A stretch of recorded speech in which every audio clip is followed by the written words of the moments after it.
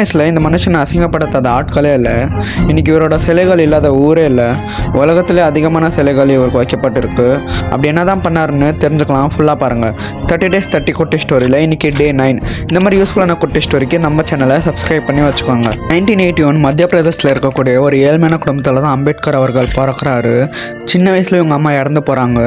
அது மட்டும் இல்லாமல் அந்த காலத்தில் ஜாதி வெறிகள் பயங்கரமாக பேசப்பட்டுச்சு. இவர் ஒரு கீழ் ஜாதின்றனால இவருக்கு வகுப்பறையில் அனுமதி இல்லை. வாசலில் உட்காந்து தான் படிக்கணும். ஆசிரியர் கூட முகம் கொடுத்து பேச மாட்டாங்க, தண்ணி எடுத்து கொடுக்க மாட்டாங்க.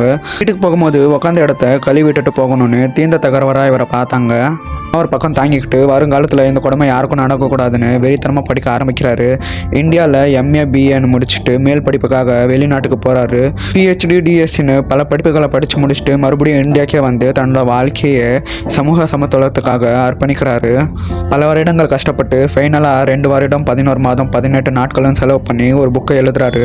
அது வேறு எதுவும் இல்லை, இந்த உலகத்திலே மிகப்பெரிய சட்ட புத்தகம் the Indian constitution law. 26 November 1949 constitution day அன்னைக்கு பார்லிமெண்ட்டோட கதவு திறக்குது. அவர் அந்த புக்கை எடுத்துகிட்டு நடந்து வராரு. அங்கே இருந்த மொத்த பேர் எழுந்து நின்று இவரை கைத்தட்டி வர வைக்கிறாங்க. இன்ஸ்பைரிங்களா? இன்றைக்கி நம்ம இந்த மாதிரி சுதந்திரமாக வாழ்க்கை அனுபவிச்சுட்ருக்கோன்னா அதுக்கு முக்கியமான காரணமே இந்த மனுஷன்தான்.